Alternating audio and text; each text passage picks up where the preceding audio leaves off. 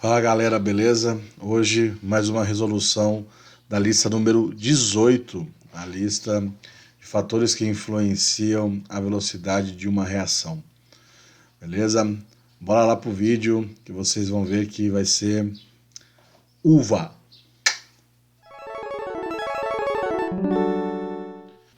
Nós vimos que são 4 os principais fatores que influenciam a velocidade da reação, que é concentração, temperatura, superfície de contato e a presença de um catalisador. E aí os exercícios eles vão trazer possibilidades para nós trabalharmos e refletirmos sobre essas questões. Vamos lá para o número 1. O número 1 fala o seguinte: ao se fazer pão caseiro, coloque-se a massa, em geral, coberta, descansando em lugar mais aquecido, a fim de que cresça. Esse fato pode ser interpretado da seguinte forma: uma prática caseira e que não está relacionada com o fenômeno químico. Errado, né? A gente sabe que o processo de fermentação, né, e a reação de fermentação é um processo químico. Então, errado. Na letra B, que o leve aumento de temperatura aumenta a velocidade da reação dos componentes da massa.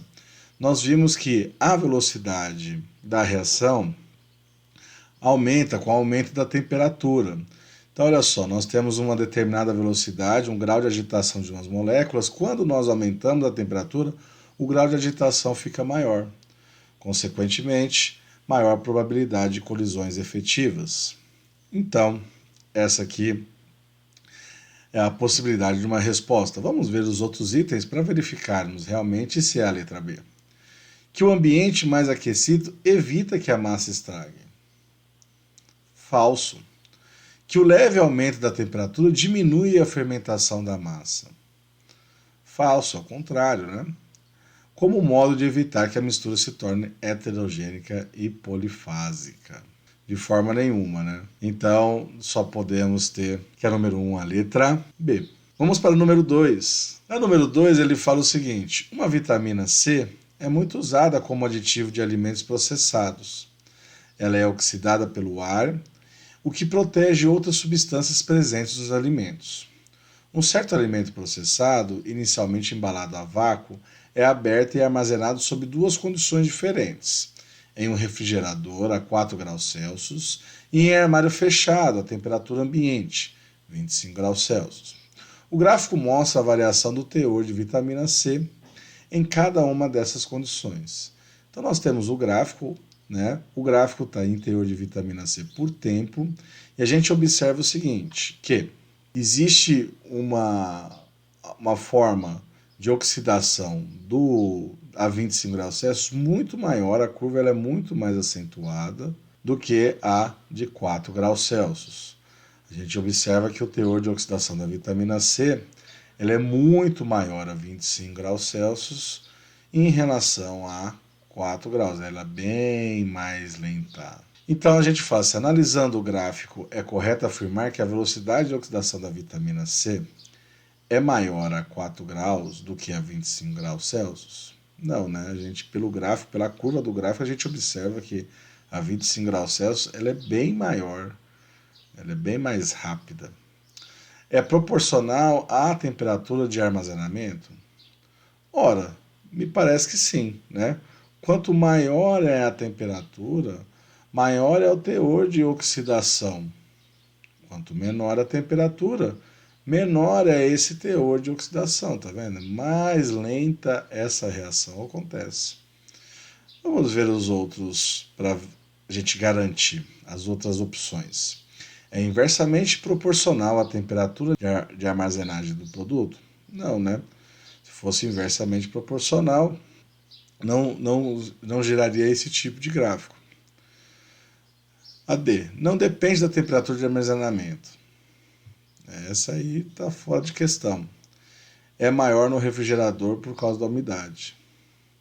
Nada a ver. É maior por, a velocidade de oxidação, na verdade, ela é menor e por conta da temperatura do refrigerador. Então só pode ser a letra B. Tranquilo, pessoal? Tá vendo? É muito simples. São análises de gráficos que, se você tiver um pouquinho de atenção na questão, você faz. com muita tranquilidade. Vamos para o número 3. O número 3 ele dá um gráfico, né, de entalpia, um diagrama de fases, e ele fala o seguinte: em relação a uma reação A mais B dando C mais D, qual é o ΔH da reação? E a gente observa o seguinte, a gente observa que nesse diagrama nós temos o quê? Os picos de energia de ativação. Essa energia de ativação é a energia mínima necessária para que ocorra a reação. Porém, ela não faz parte do ΔH da reação. Lembra que nós vimos isso? E aí o que acontece? Quando a gente tem uma diminuição dessa energia de ativação, nós significa que estamos utilizando um catalisador. Porque o catalisador, a função dela é o quê? É diminuir a energia de ativação. Se nós diminuirmos a energia de ativação, também aumentamos a velocidade da reação. Então, quanto menor a energia de ativação, maior é a sua velocidade.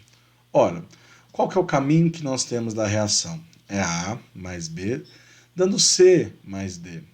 E quem, então, vai determinar o ΔH da reação? Não mudou o ΔH da reação porque aqui tem uma energia de ativação, mostrando no gráfico mostrando a energia de ativação. Não mudou. Qual que é a fórmula? É produtos menos reagentes. E onde estão os patamares dos produtos e dos reagentes no gráfico? Então nós temos aqui o patamar dos reagentes 10 e dos produtos menos 10. Então o caminho da reação está indo da esquerda para a direita. Se é a reação, o ΔH é produtos menos reagentes, então como vai ficar a fórmula? Vai ficar então menos 10, que são os produtos, ok, menos mais 10, que são os reagentes. Então, o ΔH dessa reação A mais B vai dar menos 20. Então, vai ser esse intervalo aqui. Agora consegui compreender. Muita gente errou essa questão. Muita mesmo. E por bobagem, tá? Por às vezes, falta de atenção. Bom, e qual é a energia de ativação sem um catalisador? Bom, para a gente determinar a energia de ativação sem um catalisador, a gente vai ter que ver o patamar da onde? Dos reagentes, porque a energia é necessária para os reagentes. Então a gente vai fazer, então, vamos tracejar esse patamar aqui para a gente ter uma noção maior dentro do gráfico. E nós sabemos que a energia dos reagentes para essa reação é de 10 quilocalorias, ok? Nós sabemos que a energia de ativação sem um catalisador é a maior energia, é o que tem o maior pico, ou seja, é esse pico aqui. Então essa aqui nós sabemos que é uma energia sem o catalisador. E esse pico está variando da onde? De 10 para 50. Se é de 10 para 50, qual então vai ser a energia sem o catalisador?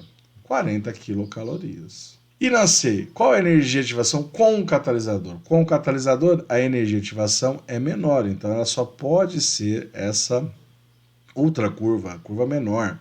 Então, se a gente for traçar aqui uma seta, a gente vai perceber que essa variação vai acontecer aonde? De 10 para 30. Então, qual então é a energia de ativação com o catalisador? 20 quilocalorias. E qual então foi o abaixamento da energia de ativação produzida por esse catalisador? Foi essa variação de 50 para 30. Então também ela vai ser uma variação aí de 20 quilocalorias. Ok? Então ela é muito tranquila. E aí teve uma galera que errou, teve uma galera que pôs só 30, porque considerou zero. A gente vai sempre considerar o patamar dos reagentes para o cálculo e análise de gráfico para energia de ativação. Beleza? Essa aqui é a opção número 1. E a opção número 2? O que ele fez? Ele fez só o inverso. Então, na verdade, o que nós temos agora? Nós temos o caminho inverso, C mais D, dando A mais B. Então, agora esse caminho é invertido.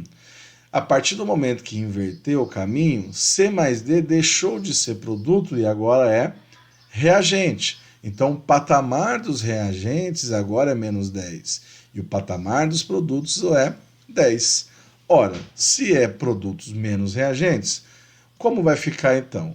a variação ela vai ser a mesma. A diferença é que se um lado foi exotérmico, o outro lado vai ser endotérmico. Então, ao analisar o ΔH, o que nós vamos ter então? O ΔH é produtos menos reagentes. O lado mais 10, que são os produtos, menos 10. Então, o ΔH dessa reação ficou mais 20. Relembrando, se nós temos então a reação direta, como sendo uma reação exotérmica, que no caso deu menos 20, a variação de energia vai ser a mesma. A diferença é que uma vai liberar e a outra vai absorver. Então, se deu menos 20 no item 1, no item 2 vão dar mais 20. Uma reação endotérmica que vai absorver calor. Então, a variação da energia, ela não, da entalpia, ela não variou. Vamos ver o que aconteceu com o catalisador? Será que o catalisador variou? Ora, qual que é do catalisador? A gente vai colocar o patamar dos reagentes. Então, se nós colocarmos o patamar dos reagentes, então nós vamos ter o que então? Que o catalisador da letra B, a energia de ativação sem o catalisador, então nós temos então a maior curva, e essa maior curva está variando de menos 10 a 50. Então, sendo de menos 10 a 50, qual é a variação? 60, beleza? Bom, e com o catalisador da menor curva? Ora, da menor curva vai variar de menos 10 a 30. Então só pode ser 40. E qual é o abaixamento da energia de ativação provocada pelo catalisador?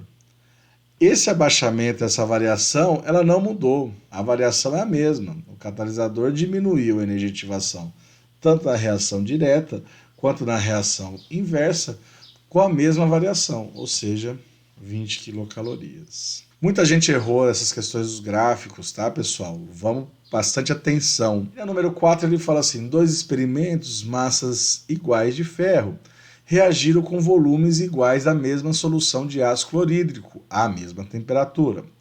Num dos experimentos usou-se uma placa de ferro, e no outro a mesma massa de ferro na forma de limalha.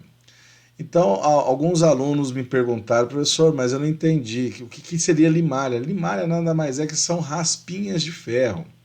Nos dois casos, o volume total do gás hidrogênio produzido foi medido e periodicamente até que toda a massa de ferro fosse consumida. Então, se pegou-se então, uma mesma massa de limalha e uma mesma massa de placa. Consequentemente, puseram para reagir isso de forma que fosse liberar gás hidrogênio.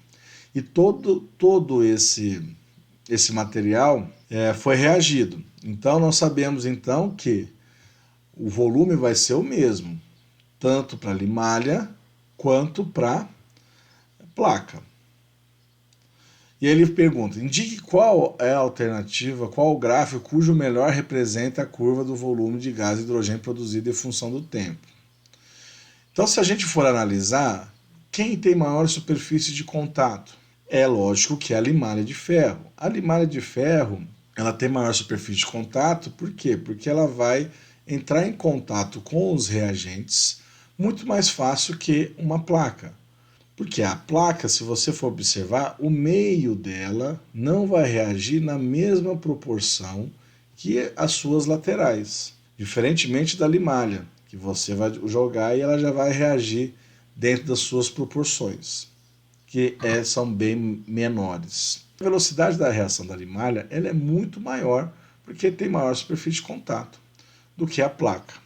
Se a gente for analisar o gráfico A, o que ele está dizendo para nós? Que o volume da placa foi muito maior em relação ao tempo. O tempo foi bem mais rápido, foi bem mais rápido em relação ao tempo do que a limalha. Então isso aqui não condiz com o que é sobre a velocidade da reação. Isso aqui deveria estar invertido, mas você observa que o volume de gás é o mesmo ao final. A diferença é que, nesse caso, esse gráfico está falando que a limalha gastou mais tempo do que a placa. Na letra B, ele fala o seguinte, ó, o volume da limalha foi muito mais rápido, de hidrogênio, liberação de hidrogênio, foi muito mais rápido do que da placa. Então, ela só pode ser, eu esqueci de colocar a animação, né? Já deu spoiler antes, mas boa parte entendeu essa questão. Só pode ser a letra B. Professor, mas por que não poderia ser a letra C e a letra D? Porque você tem volumes diferentes. Então não poderia ser dessa forma. Então a questão só pode ser a letra B. Ok? Então, pessoal, é isso. Mais uma resolução bem tranquila, bem sossegada, tá? Se persistirem as dúvidas, me procurem.